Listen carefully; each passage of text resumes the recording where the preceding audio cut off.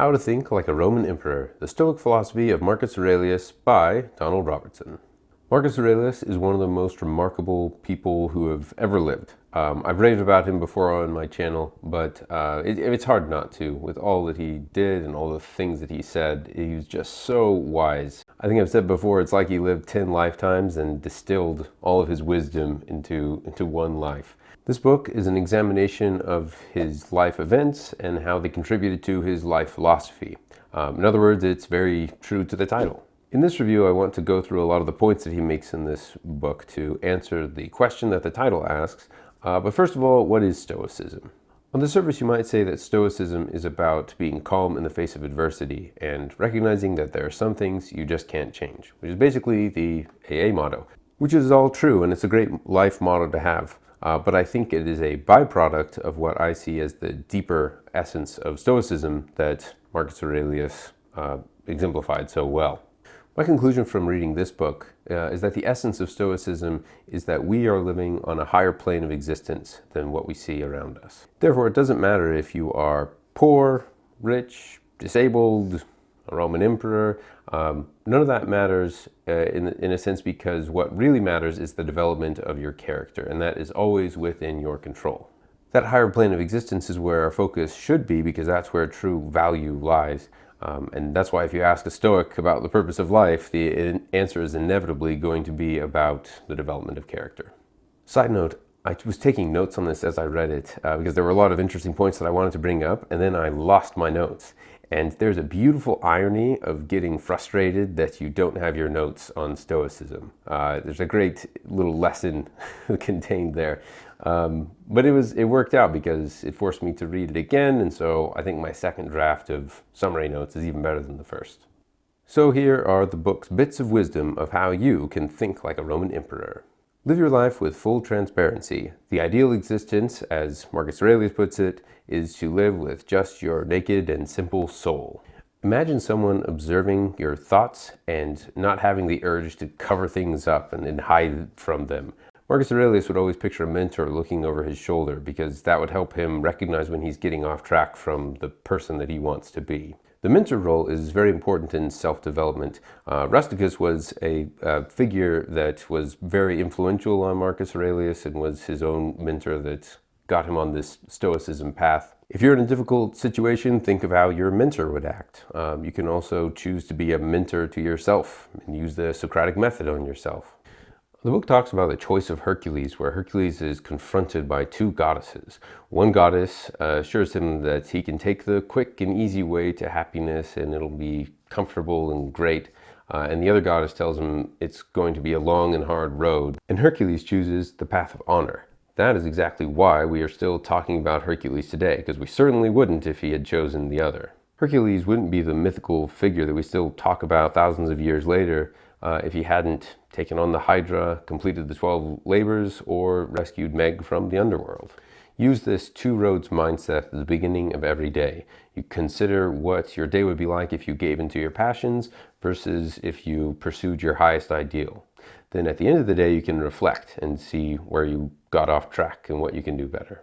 Lucius was Marcus's co-ruler and brother, and he always took the path of least resistance, and he was a great anti-example to Marcus Aurelius, because Lucius was not happy despite he was doing all these things that we associate with happiness. You might think you'd be happier if you just do what you want all day, but you miss out on a deeper happiness that comes from self-restraint.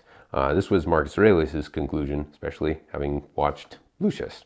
It's ironic because if you're a person who hasn't eaten in a long time, you're going to enjoy food a lot more than the person who is just gorging himself on whatever they want all the time. So it's the restraint that really produces the joy and satisfaction, even in things like eating delicious food. On the subject of pain, Marcus Aurelius had to teach himself how to deal with it. He would have to tell himself that it's just a sensation, and what that sensation does to his character is up to him. He would take the advice of Epictetus, who, when Epictetus was confronted with pain, always said, "I'm not angry with you," talking to the pain. Don't add to your pain by letting it consume your imagination. If you say to yourself, "This pain is more than I can bear," that becomes a self-fulfilling prophecy. You can think of it in terms of a dog being tied to a cart. that's moving along. If the dog decides he doesn't want to go where the cart is going and just drag himself, he's going to suffer a lot worse than the dog that just walks along with the cart. In other words, he who knows how to suffer will suffer less. Marcus had to deal with a lot of shady characters in his life, including Cassius, a general who tried to betray him. But Marcus was really quick to forgive him, and this was at a time when leaders were seen as, where brutality was seen as a strength, and those are the kinds of leaders you wanted. But Marcus Aurelius is this guy who's talking about forgiveness and compassion, and it was completely out of the historical time that he was in. He believed that no one did evil willingly. To help in this mindset that he was trying to cultivate, he would picture his enemy just doing everyday things. He would picture them as a child and their parent watching over them, or something that would humanize them. He said that always helped him see that this enemy of his is just a man, and there may be some misunderstandings, but ultimately still just a man. There's a lot of great advice in this book, too, about how to deal with anger. Like, if you're not going to be mad at something in 20 years from now, then what's the point of being mad at it now? But that's the thing with anger. It's so immediate. And if we don't analyze it, we don't recognize that it's extremely fleeting as well. Marcus Aurelius has such a fascinating approach to people doing wrong to him, because it comes up in his life, but he's always like training himself in these Stoic principles. But it's funny, like I can picture someone going up to Marcus Aurelius and chopping his legs off, and his reaction would be something like, well, I guess I don't have legs anymore.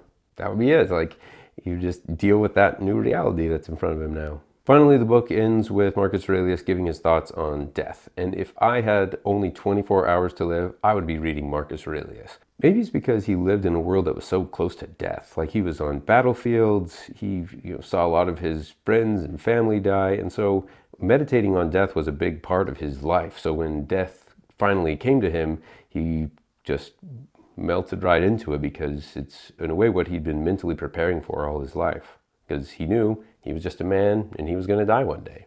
And it's not a big tragedy because everyone dies. And it was amazing how he could just put that in perspective and go with it. So there you have it, the basic principles of thinking like a Roman emperor. I love reading this book. I've already read it twice, and I bet I will read it again. It's a brilliant blending of biography, philosophy, and general life advice. So loved it. I'm going to give it 5 stars.